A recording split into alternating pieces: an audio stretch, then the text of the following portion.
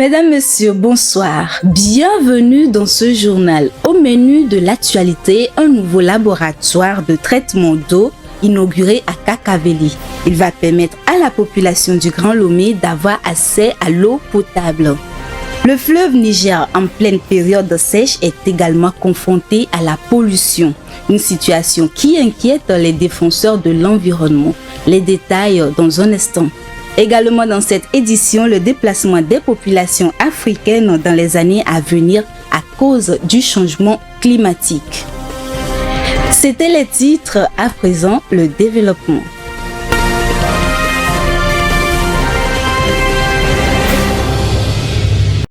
Rendre l'accès facile à l'eau potable à toute la population, c'est l'une des priorités des autorités togolaises. Pour cela, des adductions d'eau sont mises à la disposition des populations. La Société togolaise des eaux a reçu un laboratoire équipé pour le traitement de l'eau à Kakaveli depuis le 1er avril. Un don de l'Agence française de développement et de l'Union européenne. Le compte rendu avec Vivas Amana. Un laboratoire flambant neuf vient d'être mis à disposition de la Togolaise des eaux TDE à Kakaveli. La construction de ce laboratoire et son équipement sont financés par l'Agence française de développement et l'Union européenne pour un montant global de 2 milliards de francs CFA. Grâce à ce laboratoire, le traitement et la disponibilité de l'eau potable sera plus efficace pour les populations. Avec ce laboratoire, la TDE est en mesure de dire si un effluent est conforme ou pas conforme. Et ça nous permet aussi pour le futur dans la programmation des investissements, dans l'assainissement où on a prévu faire une station d'épuration. La nature des eaux rejetées nous permettra d'identifier et de choisir la station d'épuration la plus adaptée pour le traitement des eaux usées. Donc c'est vraiment capital, on s'assure en amont à la sortie de la station que l'eau qui va aller en ville pour la consommation de nos concitoyens est potable. Très bientôt, le laboratoire sera opérationnel. Une visite du site de la Direction générale de la production de l'eau de la TDE a été faite par les représentants de l'Agence française de développement AFD et de l'Union européenne pour connaître son fonctionnement. Le nouveau laboratoire qui a été installé, qui va permettre d'avoir un laboratoire pour l'analyse des eaux usées et puis pour mieux apprécier la qualité de l'eau potable qui est distribuée aux habitants du Grand Lomé.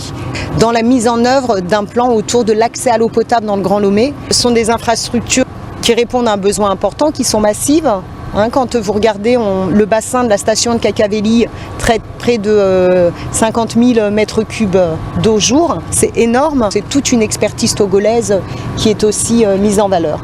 En vue d'établir l'accès de l'eau potable à toutes les populations, un programme est établi pour le traitement des eaux usées et l'assainissement des villes.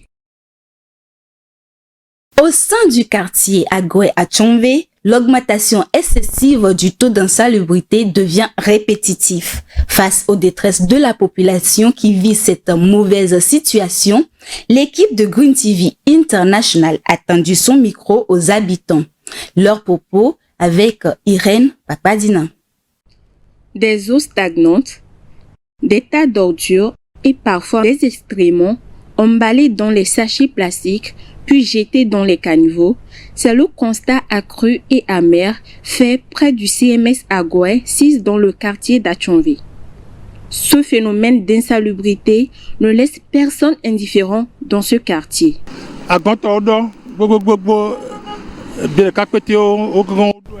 Les caniveaux pleins d'eau sale nous dérangent. Voici des revendeuses en train de vendre leur nourriture et d'autres en train de boire la bouillie. Tout ceci entraîne des maladies.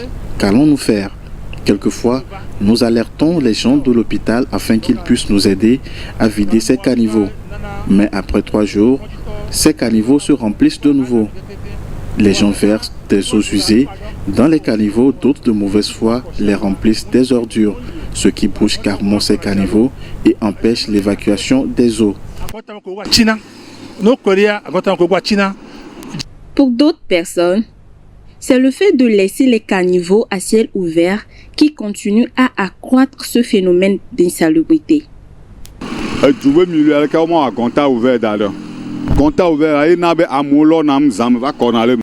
Au centre-ville, il ne devrait pas y avoir de caniveaux à ciel ouvert. C'est ce qui fait que Les gens les remplissent d'ordures pendant la nuit. Le vent également draine les sachets plastiques vers les caniveaux, ce qui bouche ces derniers.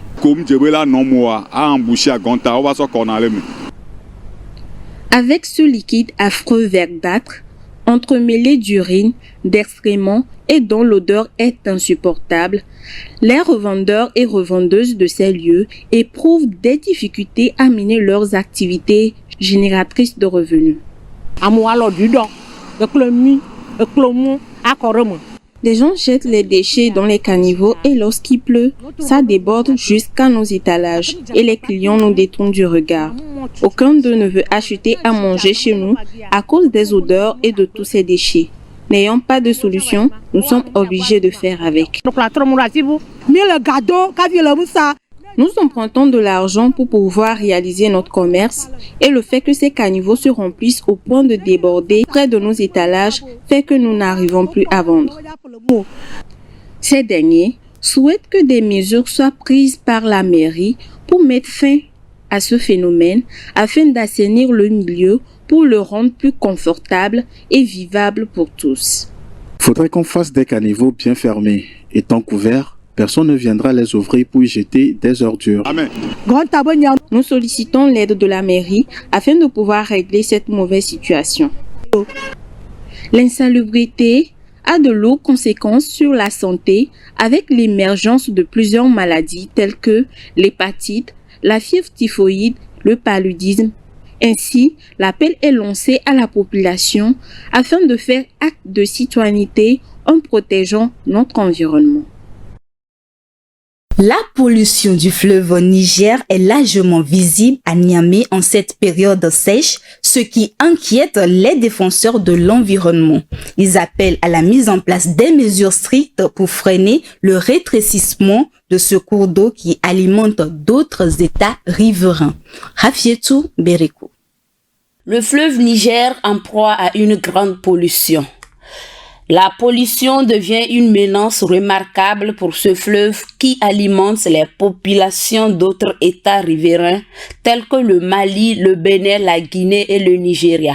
Alors que la ville de Niamey était boisée dans les années 1950, l'on note de nos jours une situation contraire, source de dégradation du fleuve due aux actes inciviques de la population. Le fleuve est devenu un réceptacle des déchets, ce qui perturbe et menace de disparition les activités économiques liées au fleuve. Les inondations surgissent également suite aux conséquences de la déforestation. Les défenseurs de l'environnement font appel aux autorités et insistent pour que les mesures fermes soient prises pour lutter contre ce sinistre. L'encombrement par les sachets plastiques dans la ville de Lomé devient alarmant. Malgré les efforts des autorités togolaises pour maintenir la propreté dans la ville, la pollution persiste. Comment réduire l'utilisation des sachets plastiques et quel intérêt pour la population? Les éléments de réponse dans ce reportage qui suit. Les sachets plastiques sont responsables de la pollution de l'environnement et nuisent également à la santé humaine. Le gouvernement togolais est déterminé à préserver le bien-être de la population à travers les actions concrètes. En avril 2022, l'opération Motogo sans déchets plastiques a été lancée. Son objectif est de sensibiliser les populations aux valeurs civiques et à la promotion de la cohésion sociale. Des actions de salubrité dans les quartiers, l'investissement et l'engagement de tous. Malgré ces actions, force est de constater que l'insalubrité persiste. Faut-il interdire l'utilisation du plastique? Le plastique peut être utile dans nos courses quotidiennes, mais il devrait être réservé à quelques usages seulement. Pour diminuer l'utilisation du plastique, il faut entre autres acheter en vrac en utilisant moins de plastique, préférer les cosmétiques solides, boire de l'eau du robinet pour éviter la production des sachets d'eau, utiliser les produits rechargeables ou réutilisables. Outre ces alternatives, il y a également l'opérationnalisation du centre d'enfouissement d'Akepe qui permet également l'évacuation des déchets ménagers collectés dans le Grand Lomé. Il traite plus de 20 000 tonnes de déchets ménagers assimilés et enfuit près d'1 million de déchets. Un tour au Kenya, l'emblème de ce pays pourrait disparaître d'ici quelques années. À cause de la sécheresse qui frappe le Kenya, les girafes sont en voie de disparition. La crise climatique n'épargne pas les animaux dans leur environnement. L'alerte est lancée afin d'arrêter l'extinction des girafes au Kenya ainsi que dans le monde. Les détails avec Irène Papadina. Les différentes espèces de girafes du Kenya ont diminué de 50% au cours des 30 dernières années. Une disparition due à plusieurs facteurs tels que la sécheresse et le braconnage. Des 9 sous-espèces de girafes, les Maasai et les girafes réticulées sont considérées comme étant en danger d'extinction. La chasse aux girafes est inégale au Kenya. Pourtant, elles sont braconnées pour leur peau, leur viande, leurs os et leur queue. Ce braconnage a augmenté en raison des troubles civils et des marchés émergents demandeurs de pièces de girafes pour la fabrication de bijoux avec sa peau et pour ses os qui servent à guérir certaines maladies. Par ailleurs, les décès de girafes ont également augmenté à cause de l'explosion démographique et des activités humaines qui entraînent la sécheresse. Afin de lutter contre la disparition de cette race, des mesures en faveur de la protection des girafes au Kenya et dans le monde ont été prises par l'Union internationale pour la conservation de la nature, une institution qui statue sur l'état de conservation des plantes et des animaux.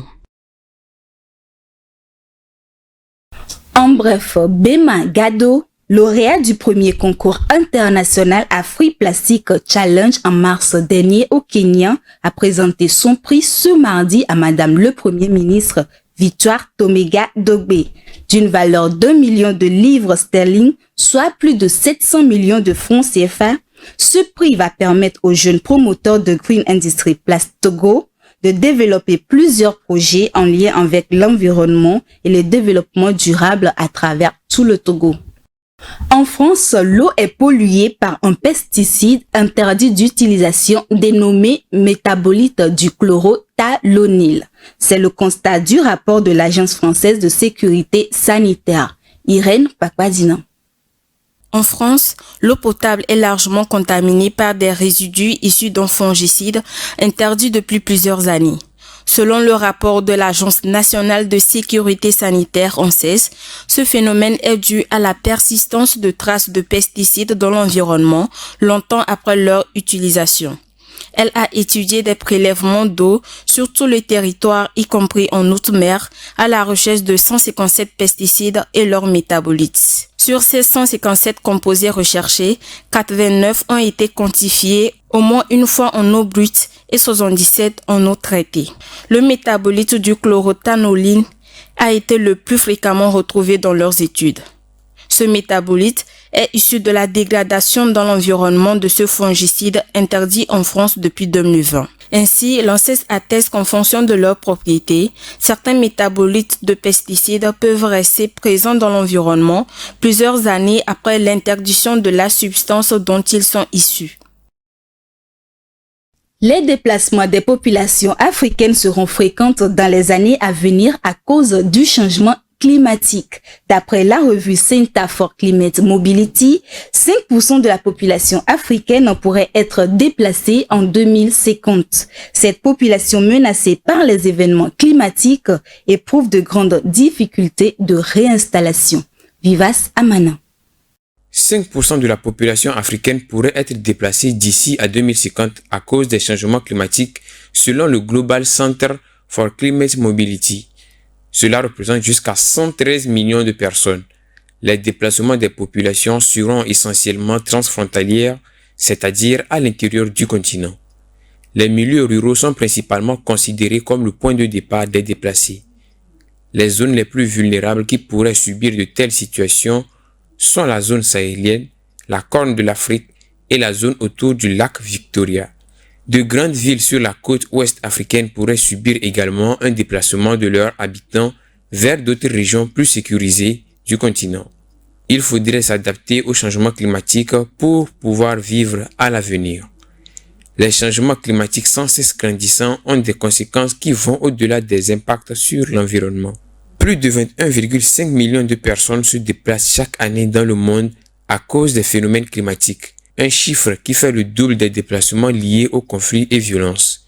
La sécheresse en Afrique de l'Est, les fortes pluies en Afrique du Sud et les inondations en Afrique occidentale sont des problèmes environnementaux majeurs qui doivent alerter les dirigeants pour assurer aux populations une sérénité de vie dans leur environnement.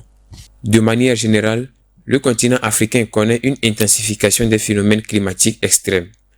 Le plus récent est le cyclone Freddy qui a frappé 2 fois l'Afrique australe en quelques semaines et causé de lourdes pertes humaines et matérielles. C'est la fin de ce journal. Merci de nous avoir suivis. Merci à la réalisation. Bonne suite de nos programmes.